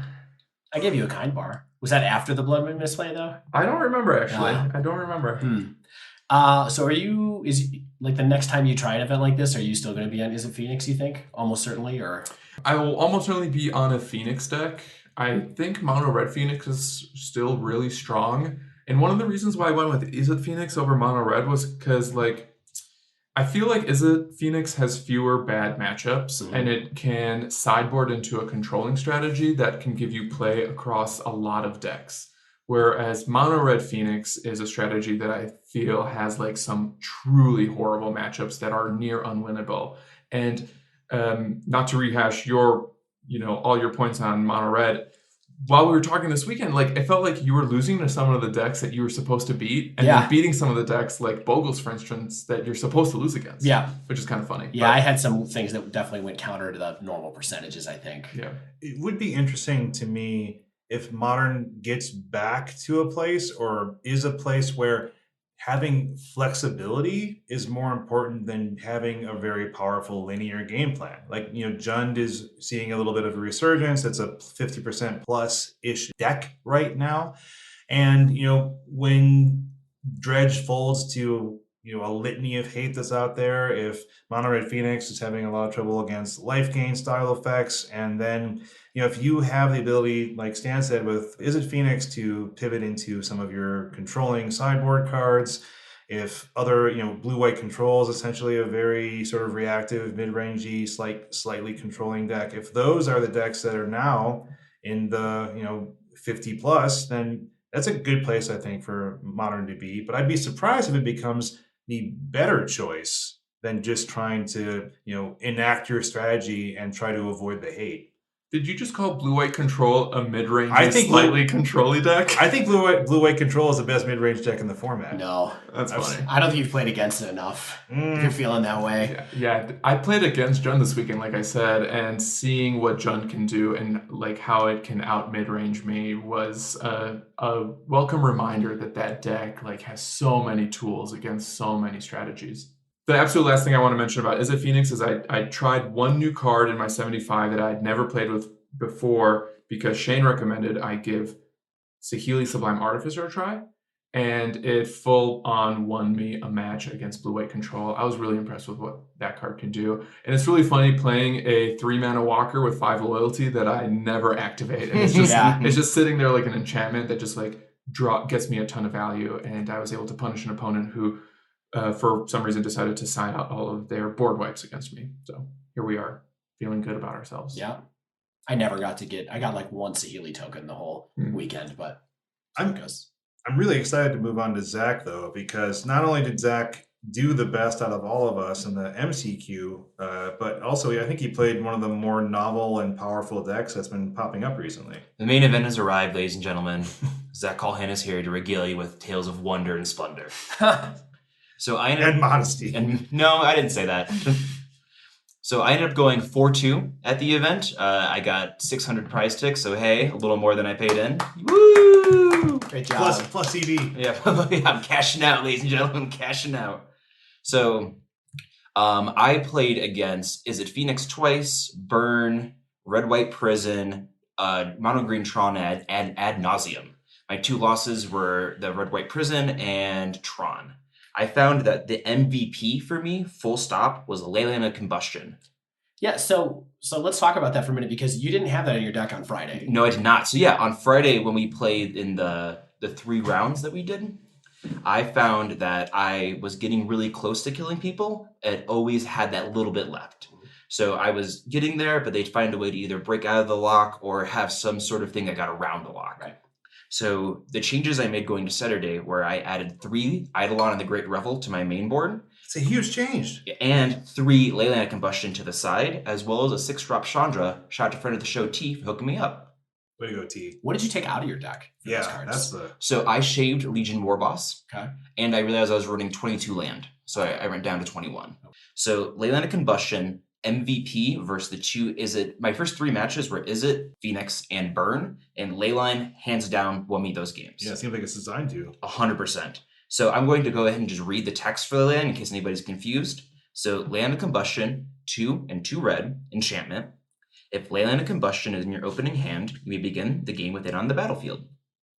Whenever you and or at least one permanent you control becomes a target of a spell or ability an opponent controls, Leyline of Combustion deals 2 damage to that player. So this does get around hexproof, as it is not targeting the ley lines dealing the damage. Mm-hmm. And so does this mean if someone plays like a forked bolt and hits a creature and you, they're still only taking 2? Only 2, yes. It doesn't trigger separately. Okay. But what it really did for me was against Aria Flame. Because so I had one out, and the opponent at first was targeting themselves with their Aria triggers because they didn't want to take the 2 damage. And at that point, it was just, I'm probably gonna win. Like, because eventually, when they're even hitting me for 5, they're taking 2. And the thing with Leyline, I found, even casting it later, not bad. Right. Like, I was able to get 1 in my opening hand that I drew one naturally, and it's just okay. Now every time you target me, you take 4. Yep. And that's definitely how I took down Burn as well, where I got him to a point where I had a Leyline out and they're at 2. So they have to play a creature because any spell, because it triggers off them casting it. Right. So they go to bolt me, they take 2 and die for the bolting results. Right.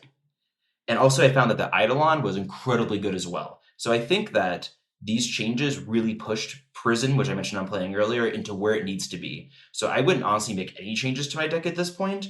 The Eidolon and the Leyline really push it to a point where the opponent is constantly being dinged. And so even if they can get around your lock or find ways to poke you, they're still taking damage for doing that.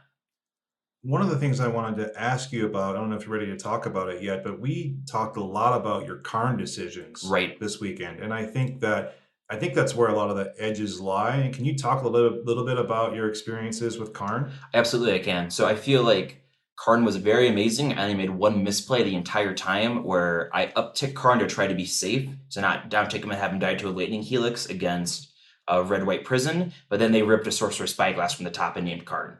So maybe I should have grabbed a Walking Blister or something there and been a little more aggressive.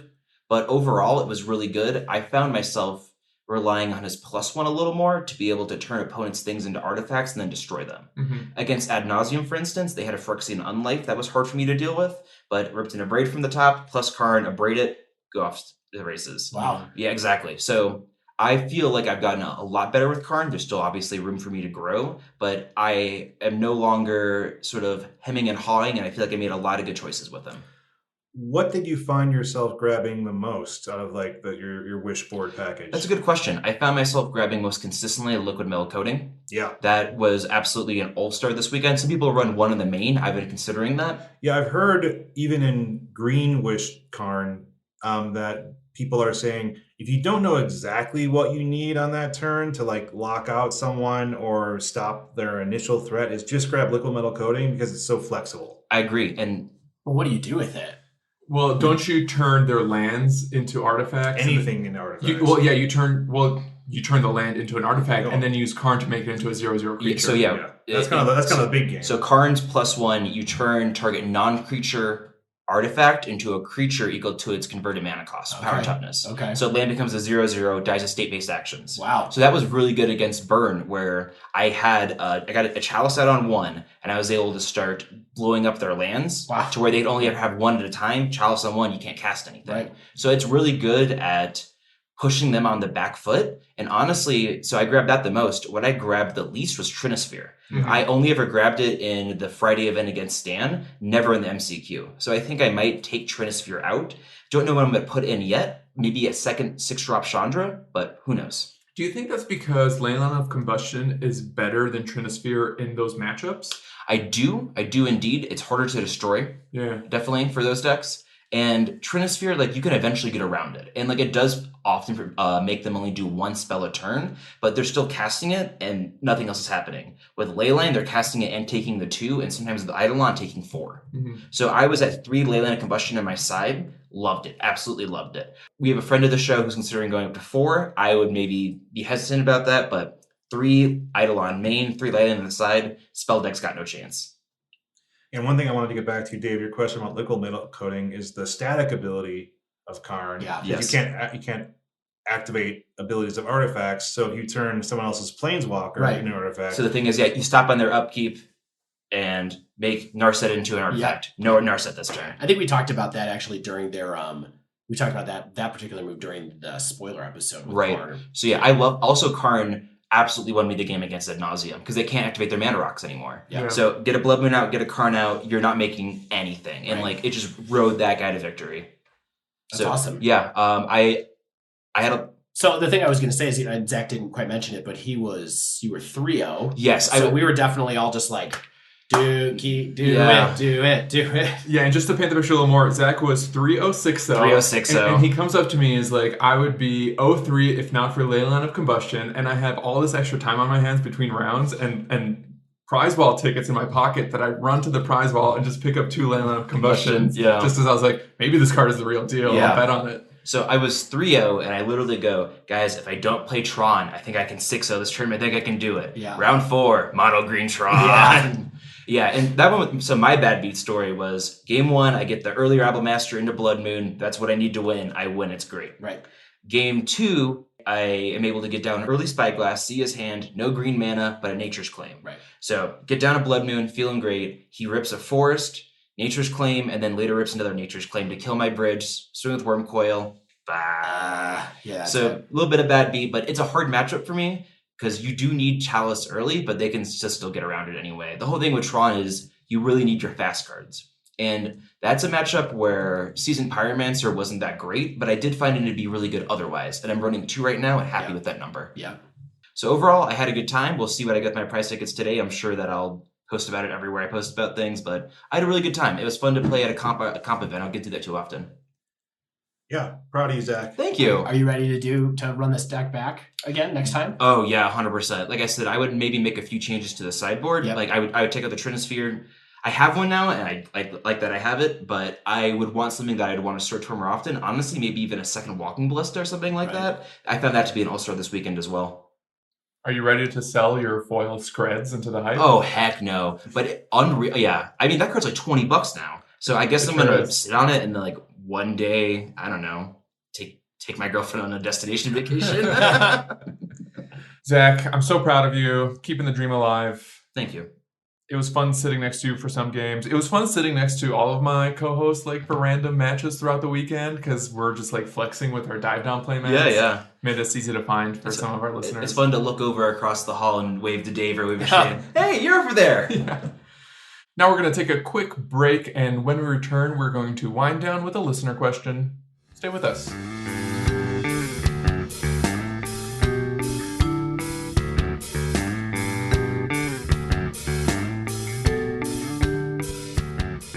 So in our super secret Slack channel that we're always talking about on the show, so it's not very secret anymore. Worst kept secret in Modern. It's a gated community. Ron Liberated asked, what would be the Modern Power 9? So for those not original with super old cards, the original Power 9 are 9 rare cards that were found in Alpha, Beta, and Unlimited. And they were, and probably still are, considered the best, most powerful cards ever printed. And that includes Black Lotus, that includes the Moxen, the main color Moxen, Time Twister, Time Walk, and Ancestral Recall. Seeing this list just makes me so sad for my past. Like there's cards you outed a little bit too early. Cards I sold when I was 16 that I wish I had kept until I was 40. You got a sick mixer though. Yeah, I did. I got a sick audio sampling machine. I thought it was to buy Grateful Dead tickets. Is that not true? That's not true. So there's a really interesting trend with these 9 cards in that none of them are creatures, and they're really essentially either card advantage or resource acceleration cards. Yeah, they cheat on mana, they cheat on card draw, the fundamental sort of rules of Magic. Yeah, also creatures weren't as good back then, and spells were way more powerful, so that factors in as well. Sure. The last thing I would say is that many people kind of feel like Time Twister and Time Walk are sort of in a different category than the rest of the list. The MOCS, Black Lotus, and Ancestral Recall, I think, are much more powerful than those 2 cards. Yeah, but I don't know if that would necessarily hold true for the Modern Power 9. Like, I think there may be at least one creature on that list. Oh, sure. Oh, yeah. And to start, let's maybe consider what our criteria would be for a Modern Power 9. Yeah, one of the things that I know kind of when we initially just sort of started answering or started thinking about it, I know we sort of started thinking about just kind of the more ubiquitous utility 1 mana spells. We have things like Ancient Stirrings, we have things like Serum Visions, we have Bolts, and like, shouldn't those be in the Power 9? But then like, that kind of gets to me, my personal criteria would be like, there's a cost criteria. Like there's just that sort of, like you open that in a pack and you're going to be super happy about it. Like it's not just a card that's in a ton of decks. It's something that's like, it has sort of, either a mythos. Yeah, a mythos, a legacy about it, kind of Tarmogoyf being like a $150 card or something. Once upon a time. Once upon a time, yeah. So like now all these it's things. a bulk rare again. But yeah, I use it as a coaster. So to me, that was kind of like my criteria, is like a combination of power level, cost, ubiquitousness, sort of just historical placement in the format. What do you guys think about that? What would be your criteria for what's like a modern Power 9? I think that for me, it's things that quote unquote cheat on the fundamental rules of the game, i.e., we understand Magic to work a certain way, and this card causes it to work a different way. So that's why, for me personally, I would include something like Simian Spirit Guide in my Power 9. Even though it's a common, it does things that you're not allowed to do or typically don't do. I didn't think about that. That's definitely a different spin on like the idea of Power 9. It kind of gets back to even more like the original concept. That's what I'm saying, exactly. Yeah. Like a Black Lotus cheats on the idea of you only usually get 1 mana a turn, but wait, what about 3? Or Ancestral Visions? Recall? Recall is a draw 3. Yeah. Normally you draw 1 card a turn. Yeah. But what if you drew 3 cards a turn? Yeah. Or 4 with that card? Yeah. I don't disagree with that. Yeah, and I think it's interesting if you look at the top cards by price on Goldfish in the modern format. How do you find that? I was looking for that. It is under prices, price lists, total format cost, and then you can just make sure you have the right tab open. So if we were to go just by cost, why don't we do this for fun? Sure. The top 9 cards in cost, regardless of what type of card they are Jace the Mind Sculptor at $130 a copy, Scalding Tarn at $100, Mox Opal at $100, Liliana the Veil at $80, Dark Confidant at $75. Dark Confidant somehow is the 5th most expensive card in Modern Shocking. right now. I have 3 I need to move ASAP. I think. Yes. Cavern of Souls, Verdant Catacombs, Chalice of the Void, and Misty Rainforest would be the Power 9 by cost alone. This is actually a lot of what in like my list matches up with most of this. Pretty close. You have fetch lands on your list. Yeah, there's one thing is just fetches, just for a small spoiler. I think all the fetches are, you could group them together as one thing instead of giving them all their own slot. I think fetch is part of it for sure.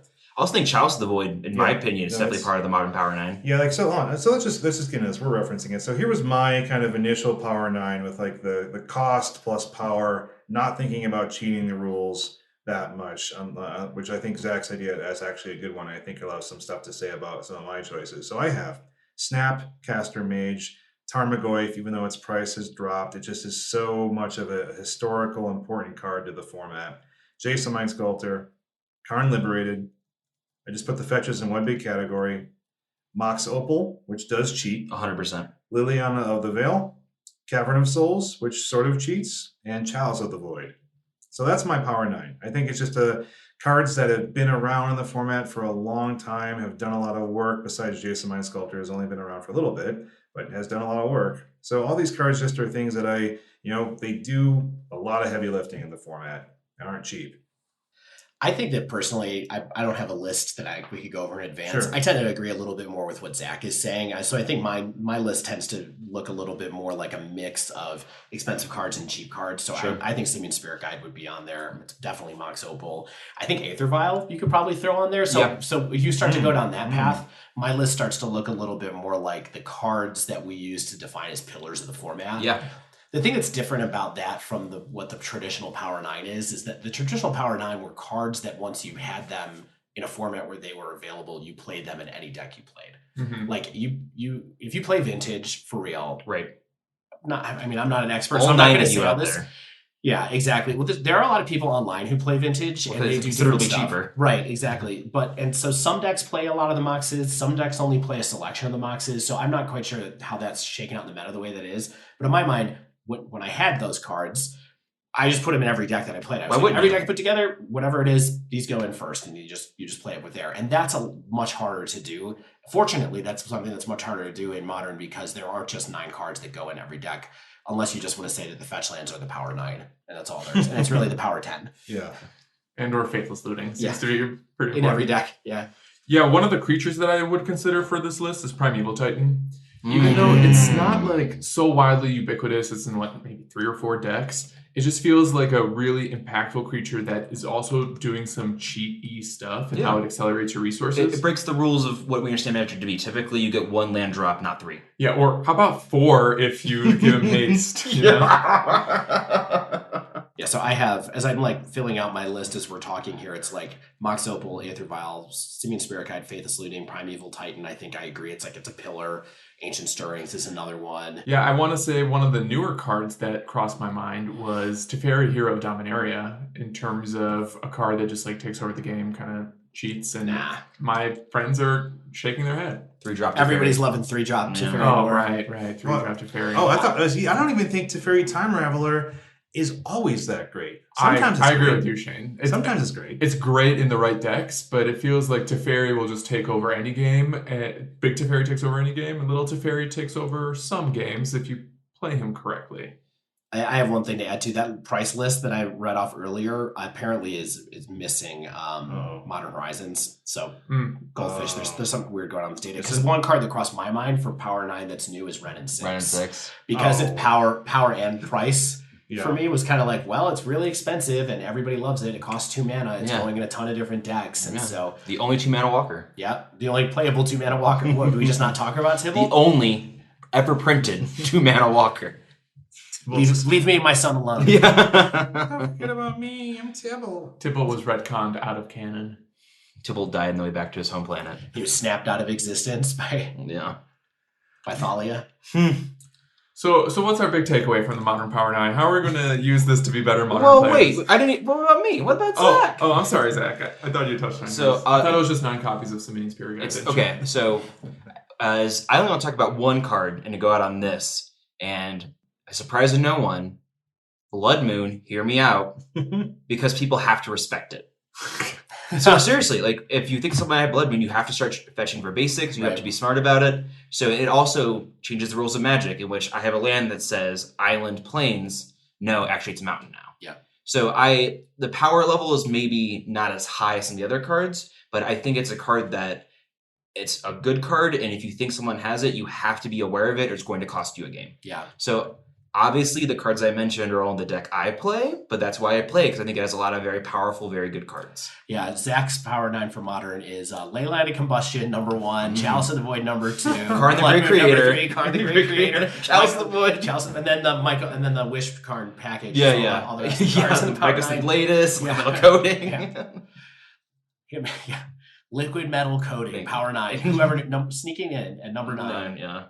But yeah, I think overall, why I think a few cards I mentioned are, to reiterate, anything that changes what you understand to be Magic is that good and should be considered in that hierarchy of cards. And importantly, this conversation has no definitive answer. It's just something fun to talk about. The original spirit of the wind down, to just sort of have some fun chatting about Magic. Yeah, so future questionnaires and questionnaires want to test our creative acumen and see how far we can go in imagining, the potential of our favorite format. Maybe that can guide some of the future questions you send our way as well. Absolutely. I also want to encourage our listeners to reach out to us on Twitter and say what their own Modern Power 9 might be. I'd love to hear what other people's takes on this were. Yeah. I think it's hard to share a list in an episode, and so it'd be fun to see what other people think their list would be. I will say, as a closing thought, it looks like the one thing that was on everybody's Power 9 was Mox Opal. That's funny. Yeah, no, absolutely. Not even a question. Surprise. Yeah, for me, the hardest are good. Yeah. For me, the hardest thing is ignoring Lightning Bolt from that list, because it's just, I don't know, the most played card in Modern. It seems like, I don't know if it's Power 9 material. It's like, hard though. It's hard. It's like the identity of the format in some ways. Yeah, and I don't know, but there's sometimes when Bolt's not that good, right? It's good right now though, I think. Yeah, I don't know. I don't know if there'll ever be a time when Bolt will be good ever again. I just think it's less good sometimes, not that it's not good. Sure. Well, that wraps up this week's episode. Very special live episode of the Dive Down. The Live Down. We had an awesome audience of Derby the cat, the neighbor's dog, Jaeger.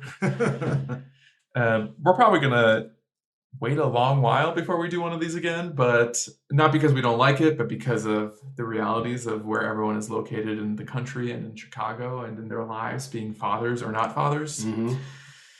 But if you haven't yet, make sure you subscribe to our podcast so you get the latest episode as soon as it comes out, live or not. And if you use Apple Podcasts, please leave us a rating and a review. If you'd like to submit a question to the podcast or prick our brain on anything in Modern, feel free to tweet us at The Dive Down, all one word, or email thedivedown@gmail.com. We're on Reddit every week. Feel free to send us a message there as well. You can find us in the Modern Magic subreddit where we post every Friday.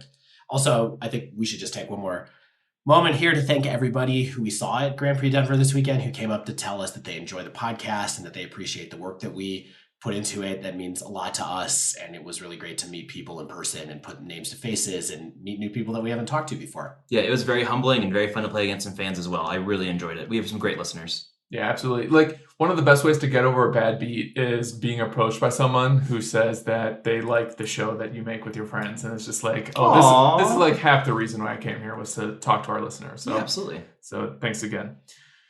Also, remember to join our Patreon, patreon.com/thedivedown, all one word. Patreon. Petrie.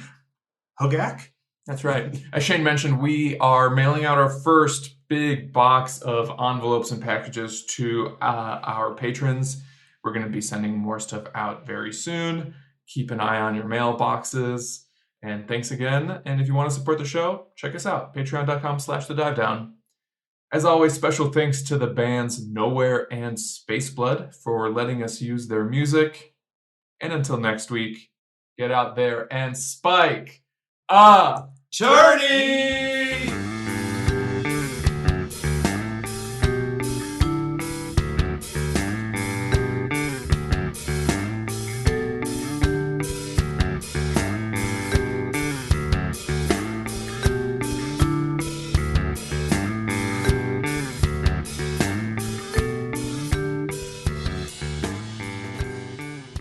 It's episode 32 of The Dive Down. Okay, I was recording that live. That's our outtake. Yeah, cool.